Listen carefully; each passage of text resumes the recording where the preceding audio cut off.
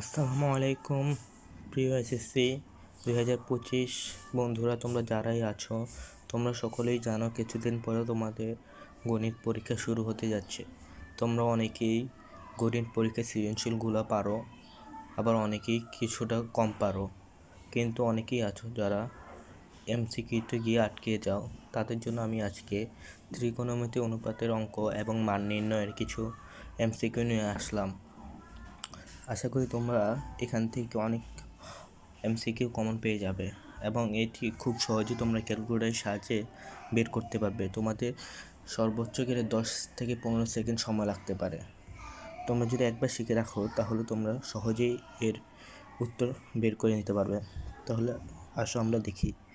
তাহলে এখানে আমি প্রথমে লিখলাম 1 নম্বর প্রশ্ন, যেখানে দেওয়া আছে x² - 8 = 2√15 হলে x সমান কত। তাহলে আমাদেরকে এখানে প্রথম x² লিখতে হবে। x² লেখার জন্য তোমার প্রথমে এখানে আলফা আছে, আলফাতে ট্যাপ দেবে। তারপরে এখানে দেখো ব্র্যাকেট একটা আছে, এখানে ট্যাপ দিলে কিন্তু x তোমরা উঠাতে পারবা। তারপর এখানে স্কোয়ার দিতে হবে, স্কোয়ার দিবা। তারপর এখানে মাইনাস দিয়ে 8 দিবা। তারপরে 8 দিয়ে অনেকে সমান সমান দিবা, সমান সমান অনেকে এটা দিয়ে দাও, কিন্তু এটা দিলে তোমার উত্তর ভুল আসবে।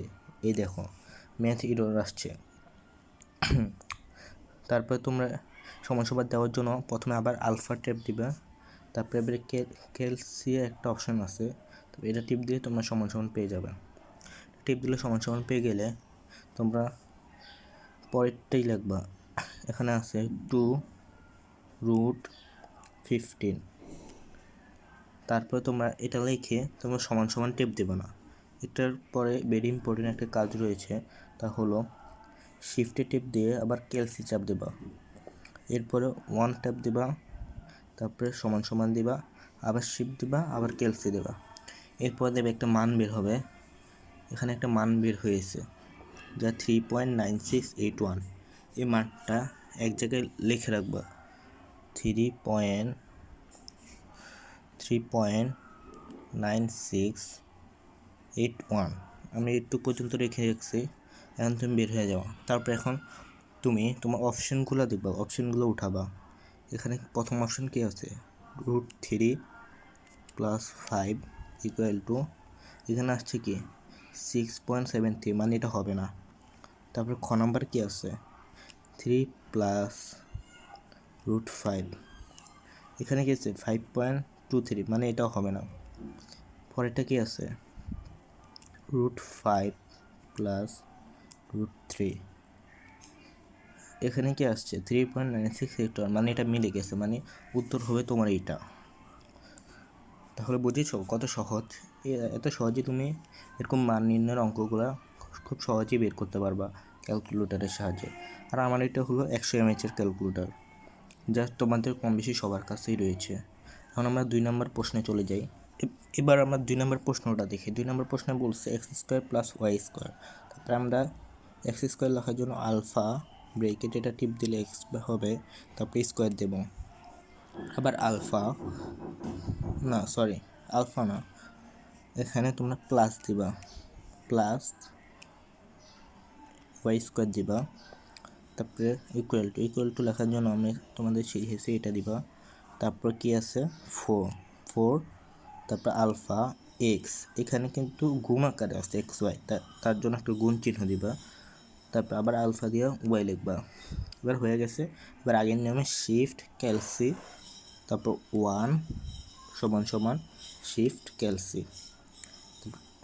তারপর তোমরা কি করবা, এখানে রয়েছে x² +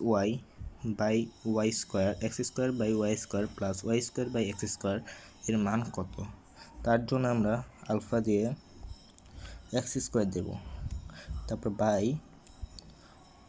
y² আছে, y² দেব। তারপর কি যোগ আছে, এটা তারপর যোগ দেব, আবার y², তারপরে কি ভাগ x²।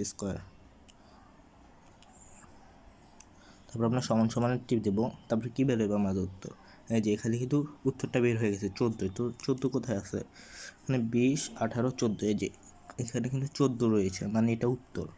এখন আর কি সহজ, তো তোমরা যদি এটা বারবার ট্রাই করো তাহলে আশা করি তোমরা এইসব অঙ্কগুলো অনেক সহজেই সমাধান করতে পারবে। এখন তোমাদের আমি ত্রিকোণমিতির দুটো অঙ্ক নিয়ে আসলাম। এই ত্রিকোণমিতির দুটো অঙ্ক তোমাদের দেখাচ্ছি, যা তোমরা খুব সহজেই ক্যালকুলেটরের সাহায্যে বের করতে পারবে।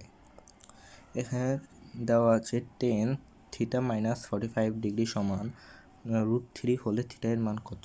তোমরা প্রথমে একবার 10, তারপর ব্রেকেট দিয়ে থিটার পরিবর্তে আমরা জানি এ লেখা যায়।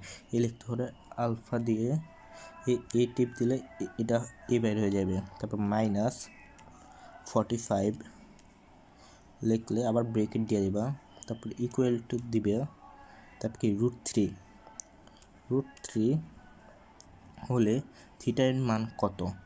তো √3 তোমরা বের করতে, তারপর আগের নিয়মে শিফট ক্যালসি চাপ দিবা, 1 দিবা, সমান সমান দিয়ে আবার শিফট ক্যালসি দিবা, একটা মান বের হবে।